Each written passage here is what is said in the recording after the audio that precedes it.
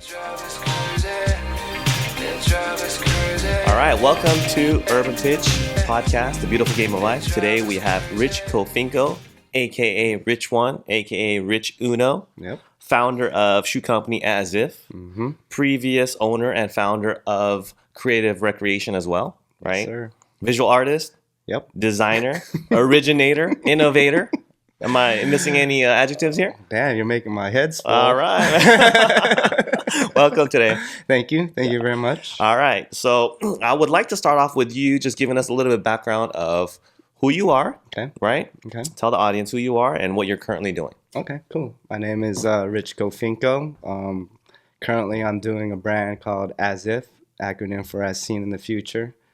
Founded in 2036, so actually it doesn't exist yet. I did not know that. It's founded in 2036. Yes. Okay, sweet. In 20 years. Yep. Okay. And then I think for me, just creatively, it just leaves an outlet and a process of just me to really think out the box and be futuristic with it and then test my creative abilities. Okay.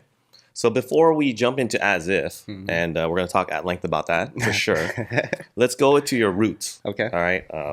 Not too many people probably know this about you, but you were a thug back in the days, right? Graffiti artist? More like a vandal, gangsta, I guess. Vandal, street vandal, right? Yeah. There you go. Yeah, but you were a graffiti artist back in the days, right? Yes, sir. With the crew, NASA, right? What does NASA stand for? No art survives after. No art survives after. Okay. Do people know about your street graffiti art roots? Is that something that's kind of like public knowledge? Yeah, I think so. Okay. I think we've been in the game for a long time. I think for me, I just had a little hiatus going more on the commercial side, doing the footwear stuff. But I mean, been heavily always doing the graffiti. It's been the influence for everything I've done ever since. Okay. How did you get into graffiti art? And what are we talking about? Are we talking 90s or 80s? It was 80s. Or 70s? I'm messing. Not 70s or 80s, huh? It was like early to mid 80s, and it was around the time hip hop came. And I think what, to even backtrack more is prior to hip hop or any of that stuff, I really couldn't draw, actually. I wasn't really an artist, or I felt like I didn't really have any kind of artistic talent. My dad, my older brothers, they all had the talent, and then they were trying to teach me. And I could draw stuff, but it like was more technical. Like I had to do a lot of stuff with templates and compasses and rulers, and so it was kind of. I don't think the kids nowadays know what a compass is. But we're not talking about the to navigate. This is like all a boat. We're talking about, you know what I mean, right? This is manual work with a pencil. What age are we talking here? Elementary school? No, that was like. Well, yeah, kind of elementary. Then when I came to the teenage years, again, the hip hop scene came in, and we tried to jump into the whole 5 elements of doing everything. It's the b-boying, the graffiti, the DJing, the MCing. So you were all into the street culture, the b-boying, the music, the hip hop, and then so the graffiti art at the time, just kind of natural element of it. Yeah, so out of all of it, like. We were like, no, we can't do all of it. So let's gravitate. So you tried to do the breakdancing, and it wasn't quite happening. So like you gravitated towards what your strengths were, or your brothers at the time, your family. Yeah. And so they were really good. They were artistic in that sense. Yeah. Is it because of the Filipino background? Because I don't know. Because the Filipinos got some moves. Well, I guess I do. I guess for me is it never really was exposed. It never really came out, and then when the Jabberwockies weren't around back then. But with hip hop I think that's everything changed for me, because I felt like that was the outlet of being where you can be an individual, and then where you can be yourself, and then you're talking about art, drawing or b-boying. I think hip hop culture in general. So what happened is that opened me up to be more creative. I see the broader world out there. Exactly. Gotcha. Through the art, through all those things, because I was seeing my eye now rather than just through art history, but through graffiti art. Okay. So give me an example. Okay. So how did it happen now that you're a teenager at this time, right? Well, you're going out to the liquor store, or you're going out to a hardware store getting some spray cans. What's going on? Like, paint the scenario for me. Okay. So funny thing is, I was going with our crew, our breakdancing crew at the time, to my local church, and then they were doing a breakdancing contest. Right, because that's natural, just a breakdancing crew going to church, yeah, right? Yeah. That's normal, right? This must have been a Filipino church, right? Yeah, of course. It's after church entertainment, you know? Okay. So we do the Holy Spirit, and all of a sudden we do the breakdancing afterwards. Exactly. Okay, man, I need to go to your church, man. But the funny thing on that is it was near a kind of a landmark area at the time called Belmont Tunnels. Okay. It's kind of where they filmed a lot of the old like Colors and a lot of the older movies, and a lot of the graffiti in like bombing in downtown LA was kind of going on in these Belmont Tunnels. It used to be where the old trolley trains used to kind of cut through through Los Angeles, and they just kind of made it an abandoned section. Okay, are we talking like South Central? It's more downtown LA. It's kind of near downtown. Okay. It's off First. It's kind of off First Street. Got so it. then when you're leaving downtown, you start going towards Midtown. You'll kind of catch up to it, and then it's near Belmont High School. But we were going again towards church. We rolled up the bridge, and as soon as we got on the peak of the bridge, we looked towards the Belmont Tunnels, and then saw this colorful writing. Okay. And we were like, "What's that?" Wow. So we had to we had to kind of like. Okay. So while you and your homies are heading to church, right? Yeah. What are you guys bumping on the radio? That's what I'm curious about. I Like don't Christian know, probably, music, Michael W. Smith, or Ice Cube. Probably like a Run DMC, like Run DMC, or something. okay. You know, like, NWA on the way to Friday night service. Or... All right. Got it. Okay. Exactly, So you guys are heading to service, though. Church. Are we talking like Friday night service? Are we talking Sunday? It was a Saturday afternoon kind of thing. Okay. So it was like one of the after church rec program things. So then we were trying to head to that, but then got our first taste on seeing LA graffiti. You know, and then so we stopped, we checked it out, and then from there we just got the buzz. Yeah. The bug. We saw it. We're like, man, we got to do this. Okay. But so then at that point, now you guys are getting exposed to the LA underground street culture. You've seen some graffiti art on the way to church, right? And then at that point, you guys were wanting to investigate, and that's how you started to going into that culture and getting spray cans and just going out there and doing it. Yeah. How do you go from seeing it to like grabbing the can and spraying? You know what I mean? Walk me through that, because I don't think most people have that natural progression. I think it was really embracing that hip hop culture. We really wanted to do everything, you know, try to do all the elements. But then, you know, I think the art side or the graffiti art for me, again, was something eye-opening for me. Like, literally, once I started drawing like graffiti letters and characters, I was able to draw. It was a trip. Like, you know, because so then you're drawing it on paper at home, at school and whatever. You're doing that iconic S that everyone did back in the days. Right. Right. And so you're doing that, and then so how does it go from that to like where'd you do your first like work with the spray cans then? So we would do it local. So we were I grew up in Cerritos, so it was a little more suburb, but we still, you know, we're trying to experiment and do how we thought it was done. So we would go out late at night, you know, paint like the riverbeds or some park walls or stuff like that. Right. Doing it illegally at the time, you know, because it wasn't commissioned artwork at the time, right? Nah, there was no such thing, you know, like anything near the freeways or whatever, because conceptually we already had the concept of ideas of, you know, how graff was in the East Coast, of like you had to get up and be all city and be everywhere. So we had that in our heads of like, oh man, we got to paint everywhere. We got to be prolific. Yeah, we got to go. We got to be like Chaka, right? Exactly. Cause $1 million in damage. Yeah. In the 80s, right? But the thing that we didn't start seeing again, because us being in the suburbs, is, you know, like now when you start going in, especially on the West Coast, you start going to all these different cities. And it becomes like that segregated gang cities, but we didn't know, because we were just trying to be the hip hop mentality and culture of being all city, right? You know, going to every city and then hitting up. So one time we went to the East Side, and it was like the STN yard in East Los Angeles. Okay. And then STN or STS? STN. Okay. STN, second to none. Okay, second to none. All right. So while we were going there, you know, there was the local gangs kind of like rolling up when we were just painting, right? And then kind of, you know, obviously sweating us like, what are you doing here, this and that. And fortunately, most of the time they would let us go, because they obviously knew we were just graffiti writing and just getting up. Right. You know, it just depends how they felt. If we were just in their hood at the wrong time or whatever the case may be. But, you know, at least most of the time we were kind of good, you know. Right. We kind of got away with it. But a lot of people did question, like, why are you going to the east side? Why are you going to the west side? Why are you all up in, you know, up North Hollywood or even Orange County, you know? And we were all telling them we want to be all city. And then the funnier thing after that is later on in the future, people started bigging us up of saying that, man, we've seen you guys everywhere from Orange County, San Diego to Fullerton to LA to wherever, you know, and that's rare for people because, like I said, most of the other crews would just kind of stay in the vicinity of their areas. Is that what they knew the Rich One from that? Is that where it comes from? The Rich Uno or the Rich One?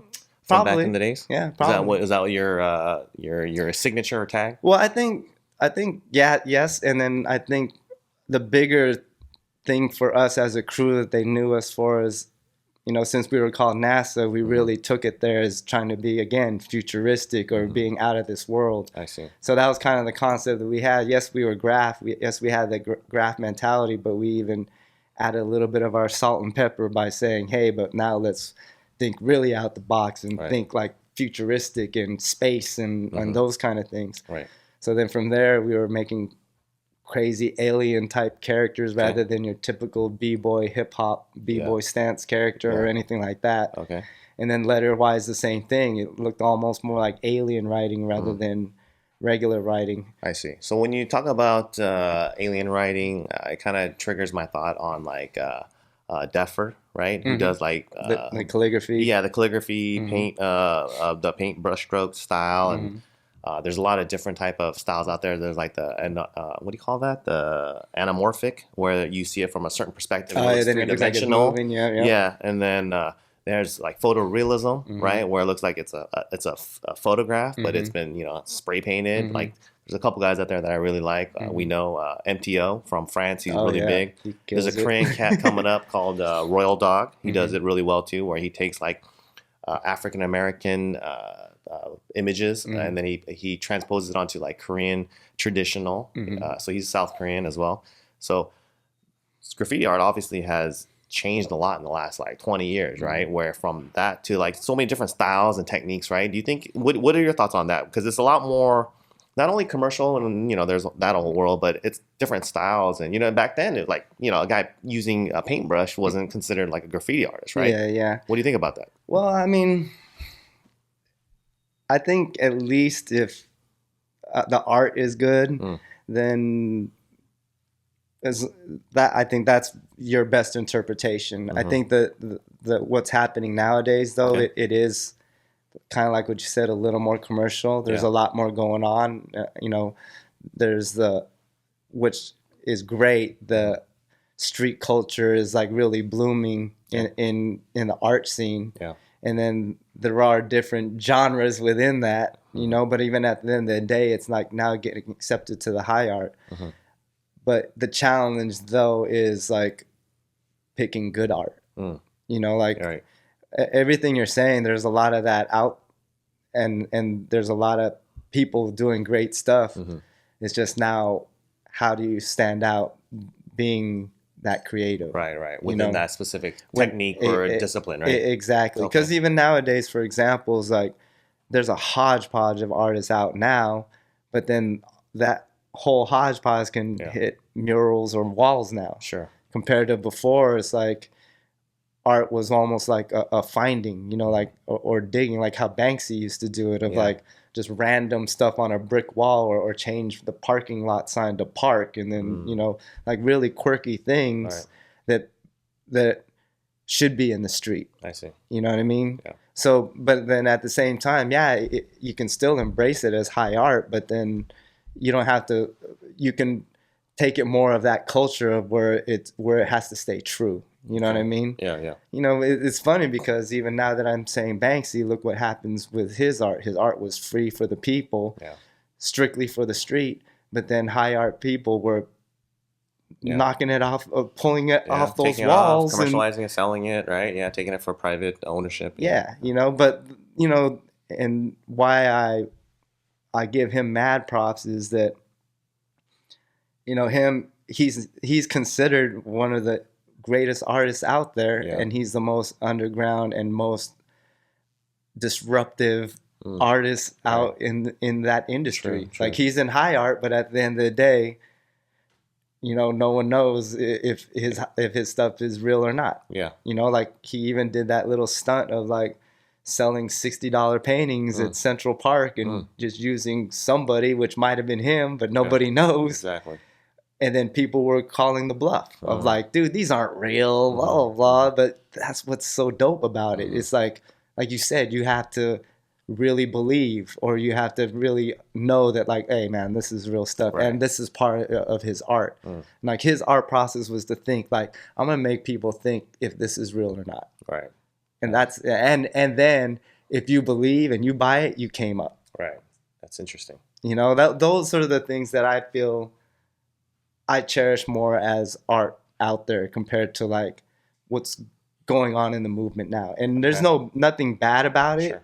It's just more like, I think a lot of people got to think more out the box. So then, like, creative wise, you know, the art can spread to a more progressive level. Okay. You know? All right. So let's take it back to then your start. Okay. I know you're like one of your earliest jobs was with Vision Street Company, or Vision Streetwear. Yep. And for the young kids out there who might not know, right, that's in the vein of like Quicksilver, Billabong, Jimmy's. No, actually, it was one of the first streetwear brands. Yeah, it was one of the original, right? OG. Yep. I know, because I couldn't afford it back then. Right? I still can't. Still can't. You know, I saw it out there, proliferation of it. Yeah. That was like the original streetwear, right? Mm-hmm. Especially for skateboarders, they loved it. Exactly. How did it go from like? So then, walk us through. How did you go from, you know, being part of this Filipino b-boying / church attending, you know, graffiti artist, you know, to entering into that world, to you know, becoming a designer, right, for Vision Streetwear?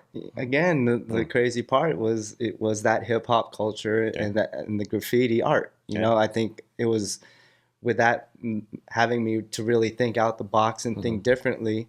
It gave me like this upper hand on being able to be creative in any other environment. I see. The irony of getting into Vision, though, was during that era, graffiti type graphics and stuff was kind of in. That was, like you said, that during the times of like Gypsies and Thieves and Fresh Jive and all those kind of brands. So there was like either like graffiti characters or kind of graffiti influence type graphics and stuff like that. That was kind of big in that area. So I was doing graffiti type t-shirts too, and then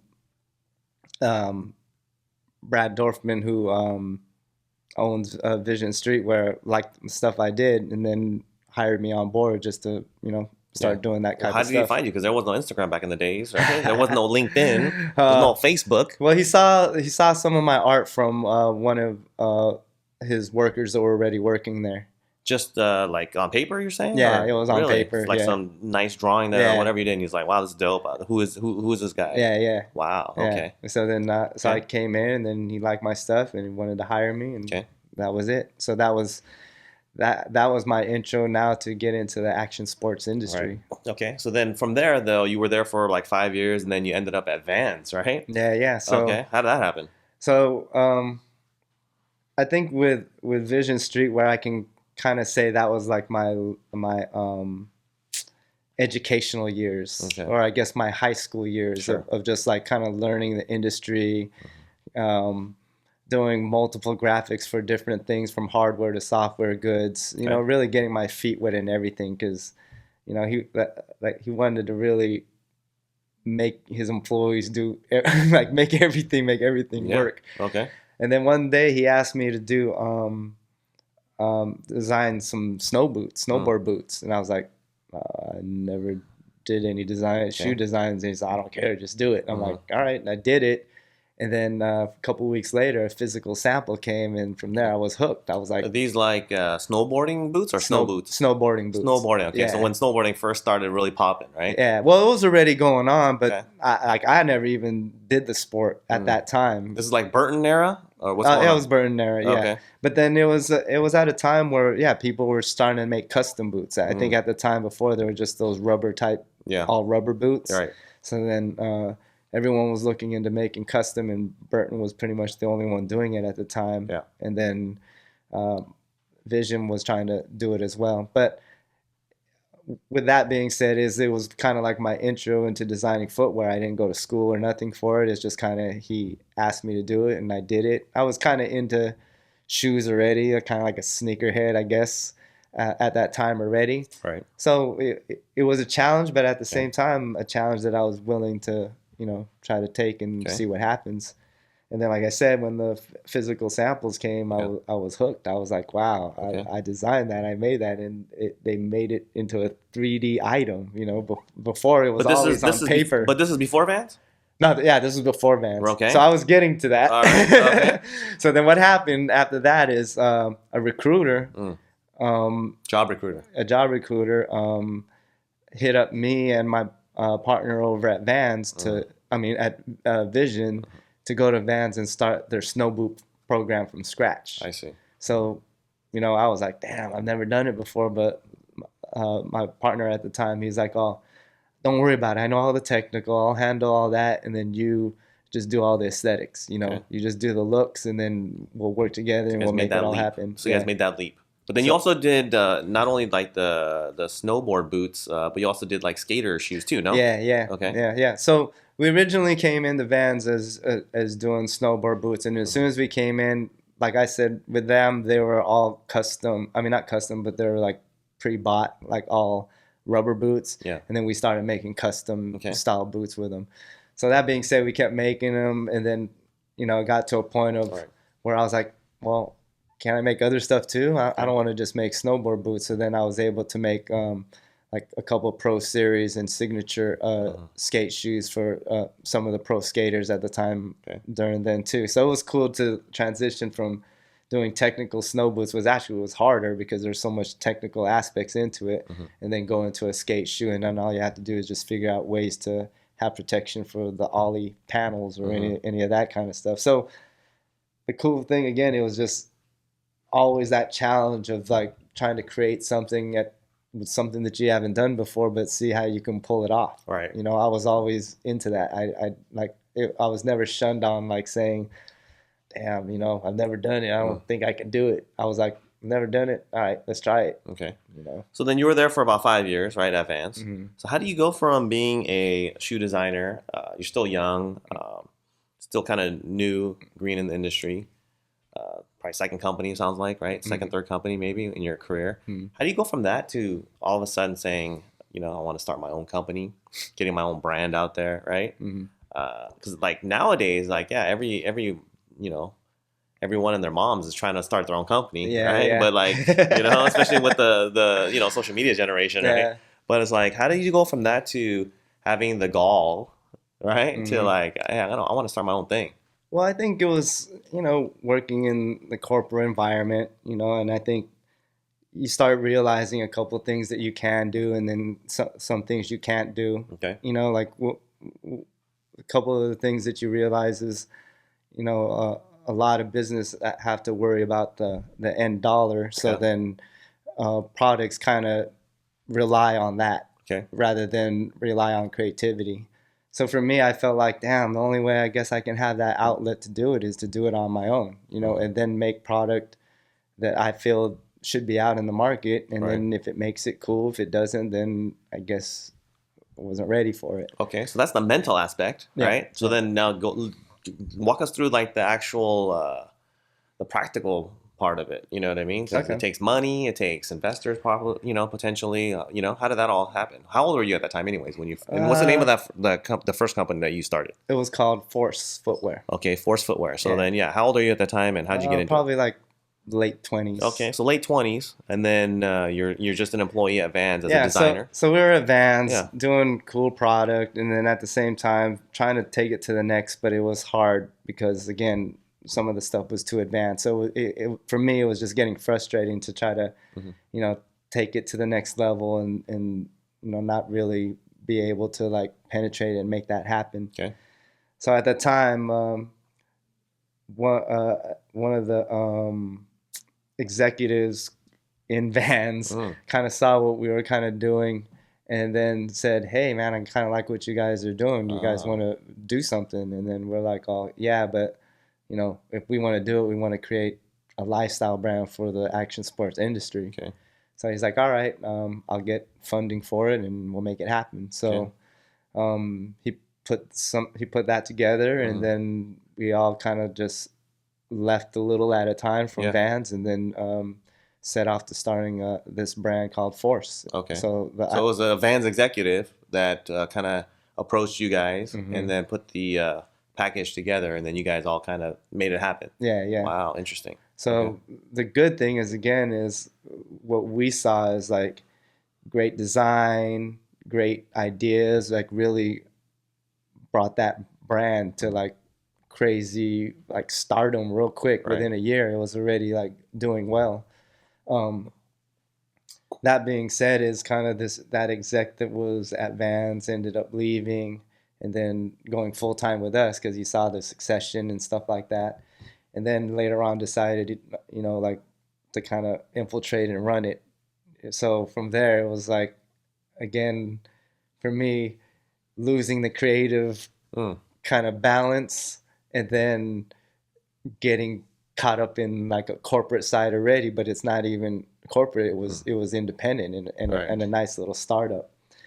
But I think the nail in the coffin that ended that is we ended up finding out that that person was taking kickback money from factories and investing it in in our company, and I didn't want to have nothing to do with it. I was like, that's you, and that's not me. I have nothing to do with it. So we ended up parting ways from that one, and then learned from that mistake to kind of just watch who your investors are, or try your hardest to do it without any. Okay.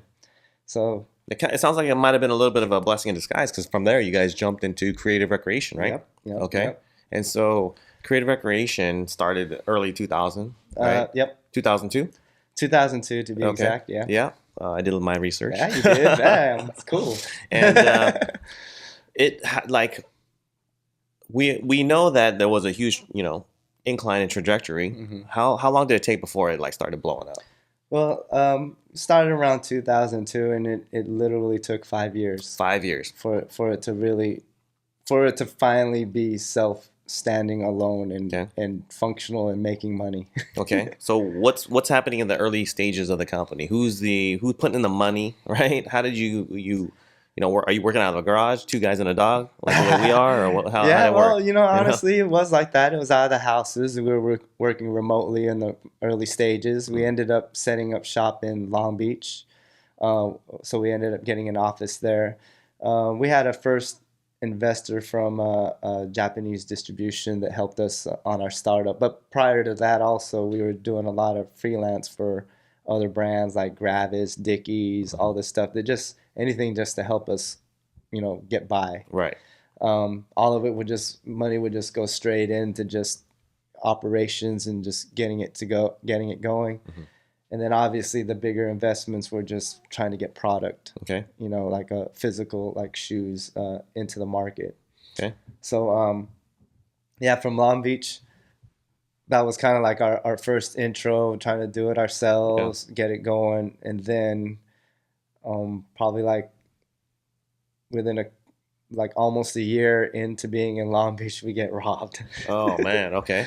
Yeah. So it was actually a guy that was kind of like a local kid, but then we thought was just a cool kid that liked our product, was hanging out with us and stuff like that. And then one of the last days we saw him, ended up kind of robbing us. You talking about product, all your guys' inventory, or what? Not necessarily product, but more importantly, our computers and stuff like that. Okay. Like that's stuff that was, like where we were making our product. Invaluable intellectual property and all your work. Okay. Exactly. Okay. So how'd you guys recover from that? It was hard. I mean, we couldn't, because it was almost like everything was taken from us. Okay. So that's when we ended up getting our Japanese investment, and then helped us to kind of like rebuild and restructure, and then moved out of Long Beach, and then moved back into kind of Costa Mesa area, and then set up shop over there. Okay. Same thing. I think what a lot of people don't see is like there's a lot of struggles and a lot of change, like a change of commands and a lot of different things that go through. With that first injection of money, it didn't quite work out. So then, he was looking for a payback. So we had to try to figure out another new investment. And then, unfortunately for us, we ended up getting our third partner involved, who had some manufacturing connections, and invested a little to give us an injection to really, get Creative Recreation off the ground. What do you think was the point in the company history that really allowed it to go from that initial, startup mode to really on the path to success? I think right now it's Creative Recreation's in Nordstroms and Bloomingdale's. It's out there, right? I think it was as soon as we got the recognition buzz. Okay, and who was that, and how did that happen? I think it was just more grassroots at the time. Okay, our earlier days of us doing the brand, it was a challenge. We were always going against a lot of things. Like the skate industry was a little bit bigger at the time, so when we were trying to sell to either these mom and pop skater type shops or just specialty boutiques, we were always getting challenged of like, what are these? Are these like skate shoes or like that? Like no one understood when we would say, nah, it's lifestyle. They're just like casual shoes.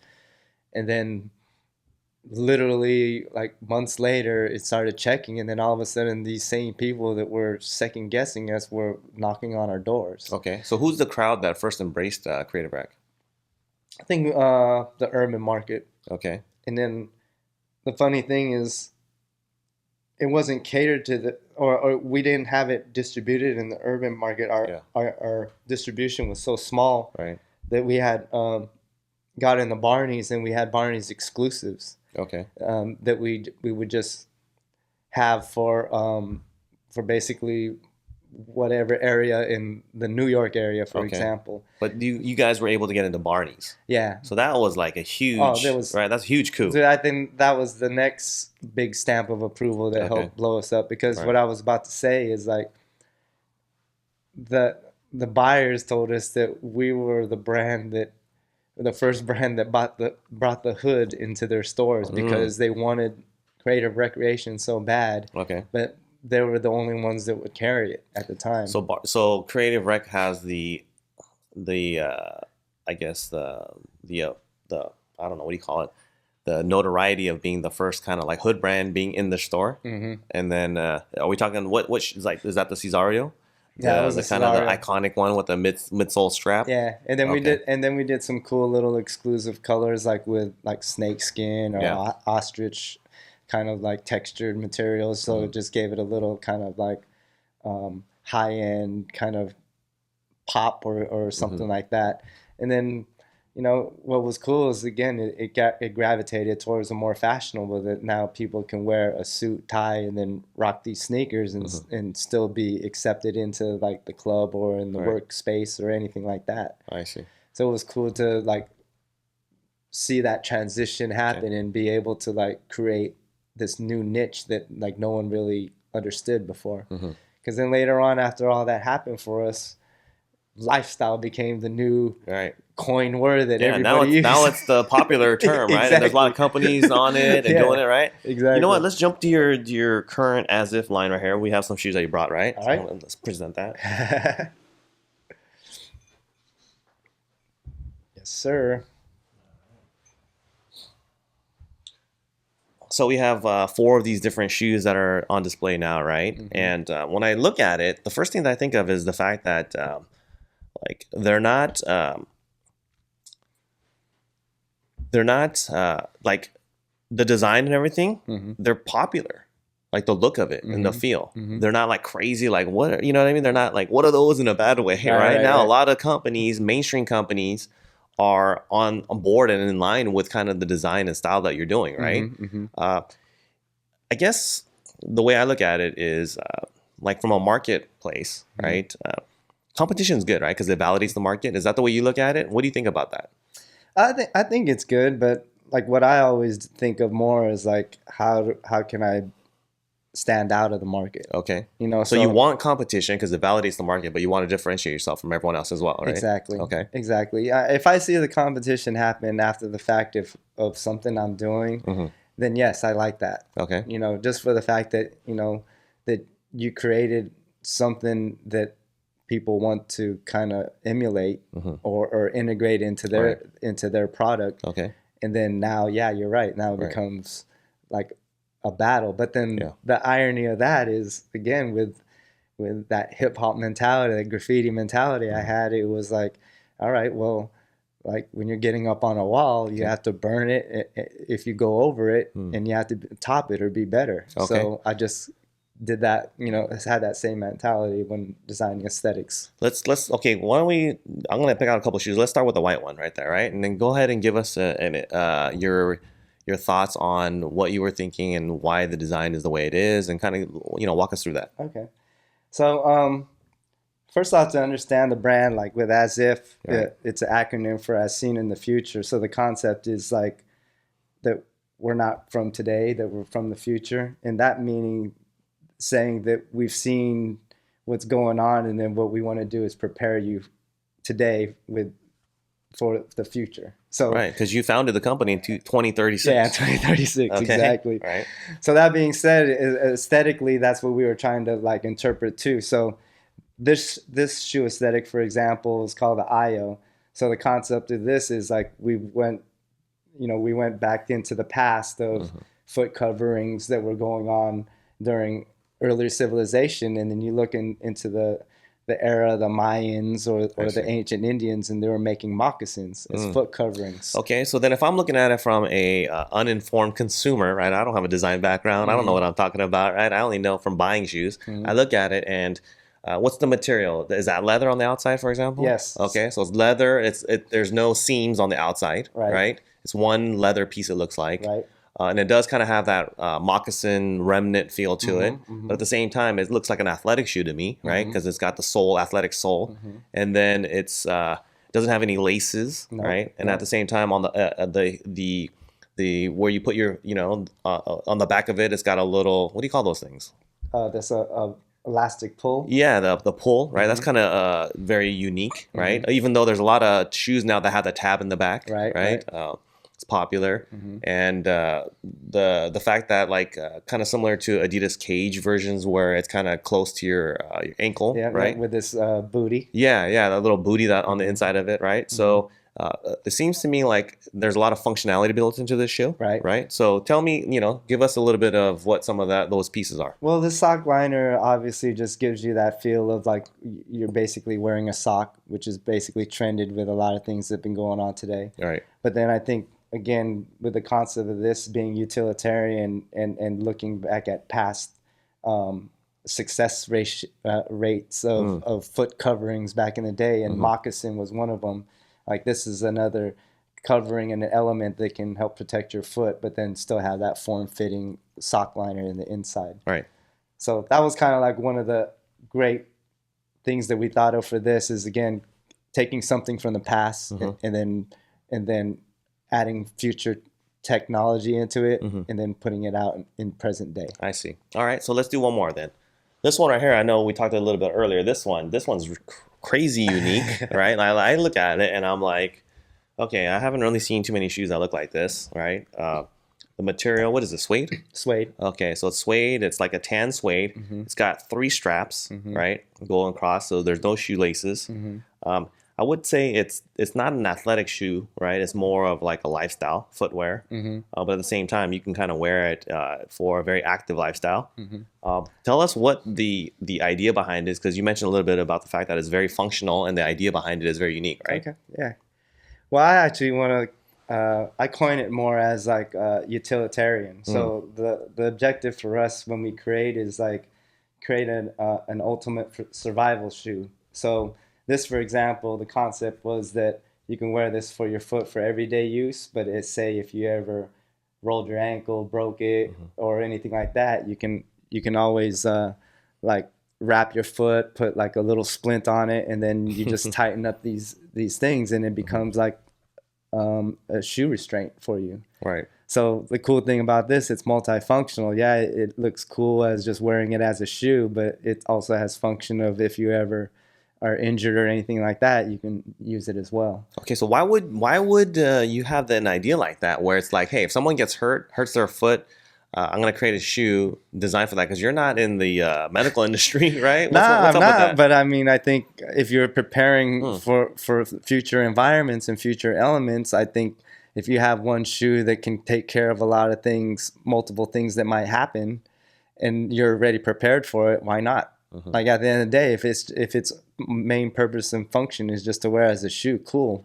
But then also, if you're able to like use it for medical reasons or anything like that, and still help you, why not? Like now you're not looking for something else. You already have it. You're already prepared. Right. In the event of any kind of zombie attack or whatever in the future, apocalypse, anything. Whatever, right? Yeah. Exactly. Okay, someone's out there, they break their foot, you got that shoe ready to go kind of thing. Yep. Okay, very survivalist mentality, right? Exactly. Okay, interesting. Okay, cool.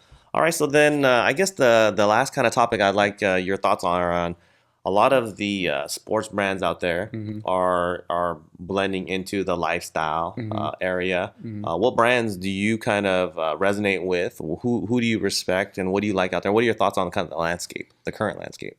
I think Y-3 is doing a great job in what they're doing. Obviously, the great part of that is designer driven. Okay.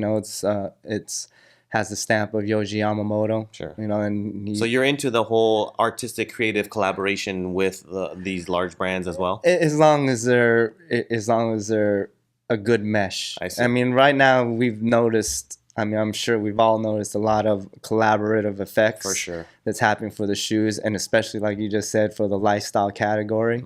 But I think what has to mesh and coincide together is the creative element of it. So then that being said, is like you have to have this creative person or element that can help enhance whatever that collaboration is. There has to be like a creative driving force behind it. And so you're saying like Y3 with like the Adidas collaborations, it still keeps true with the designer, kind of the creative aspect of it without getting overly commercial? Correct. Even in its earlier stages, before it was Y3, it was literally Adidas, Yohji Yamamoto with his logo on it. But what was great about him is, again, it's the influential of fashion into a sport specific shoe. And then I think that he was one of the forefathers of kind of just influencing that to now create this kind of hybrid of casual lifestyle or whatever, athleisure, I guess what it is now. But then he still has that stamp of being a pioneer in the fashion industry. So then it just makes sense that now with the form of fashion and function, that they're able to create something uniform like that. Right. So that's what I'm saying. As far as for other collabs, like so-and-so with so-and-so, it's like, those are just names to sell. I see. Rather than having something of substance. Okay. Substance and meshing well, right? Yes. Versus just kind of like two weird brands just kind of being smashed together. Yeah, or just using a name to kind of sell. Okay. Like say, I can't say. I'll say it for you then. Like Puma with like certain personalities. There you go. Female personalities. That was in my head. Actually. 50 million followers on Instagram. I feel you. That was bad. You read my mind. That's crazy. You're from the future too, huh? Okay, I got you. All right. Where they just kind of like an odd fib. Well, let's just try and see what happens. Yeah, and we've seen it with other brands, and the disadvantage of it is most of the time it doesn't work. There always has to be authenticity to something, know, and then once you see that, like, then it makes sense. Sure. It makes a lot more sense than just something random that's just put together or something that you need to sell. Okay. So then with ASIF, right, we're talking a little bit about the athleisure kind of sector of the marketplace. Where do you fit your company's brand into? What category? And what do you see for the future? I guess into where we finally go to 2036, where your company was founded. Well, I think this approach is a little more different. I'm not going for fashion. I'm not going for sport. I think I'm going more for functionality and more needs than wants.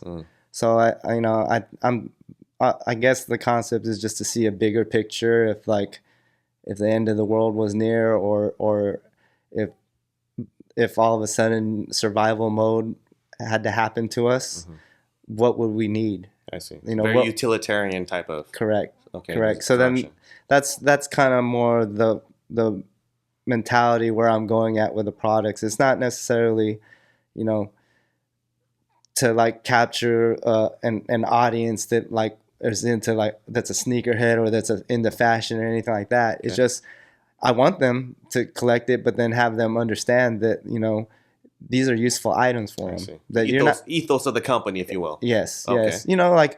It's great to collect, but then at the end of the day, it's greater to collect and at the same time be useful. Right. All right. So what do we see from what can we expect from ASIF in the next 3 to 5 years? I think we'll branch out into a lot of more other items. Products? Yeah. I saw that a little bit like backpacks, right? Yep. Things like that. I got one to show real quick, but okay, let's you have it on you. All right, let's throw it out there. So here's another concept idea. So again, thinking of like the survivalist or utilitarian kind of situations, you can wear this kind of like a hip bag. So I'll take a look at it, and you go ahead and describe it while and I'll display it, right? All right. So you have like it looks like it sounds like it's a cool fanny pack, right? Yeah, fanny packs in general are not that cool to me, but this one looks like I could rock it. Yeah. Right? So let me give you the scenario. Right. So you're out in the apocalyptic city. You're about to go into the city and find some supplies and rations. So for now, you got your compass, map, maybe a firearm. Some power bars or something like that, while you're just going survival necessities all in the different pockets. Okay. While you go on your mission. All right. So what makes this different from kind of like another bag that I would just use to run away from a zombie attack? Okay. So now, for example, you finally come across this like a pharmacy, and then you find some good rations that you can bring back, some first aid, some medical stuff, and this and that, and then you think to yourself, "Damn, where am I going to put it?" So all you gotta do is unzip it, the top. It goes all the way up. Okay, opens up. It turns into what is it? Oh, it turns into a backpack, right? Oh, nice. Okay, so it's like you have a cool fanny pack that's very functional, utilitarian, right? Yep. Running away from a zombie, but then you get some other materials, and boom, you can enlarge it and turn it into a backpack. Exactly. And kind of run with it if you need, if you will. So again, what I'm trying to push is more necessities. Okay. So is there something like this out there, like where you have like a fanny pack turning it all of a sudden into like a backpack? I haven't really seen something like this. I don't think so. Okay. So you're still into the innovative, right? Innovative kind of roots there. It sounds like. Yeah. Okay. But then with this brand, with the sole purpose of creating utilitarian products for future survival. Got it. Okay, that's good. All right. Any last words to your fans and followers that are out there? Dang. What do you want them to? How do you want to direct them towards? You know what I mean? Towards your website to go check out the latest news. What? Yeah, there you go. Well, check out asiffutures.com for the latest and greatest of my passion project, ASIF. Also, if you want to check out some graff, you can check me at Rich Uno on Instagram. All right. So going back to your roots on the street. Yeah, there you go. And then also NASA Crew at NASA Crew on Instagram as well. And that's about it. All right. Awesome. Thank you so much for joining us. Thank you guys. All right. Urban Pitch Podcast, the beautiful game of life.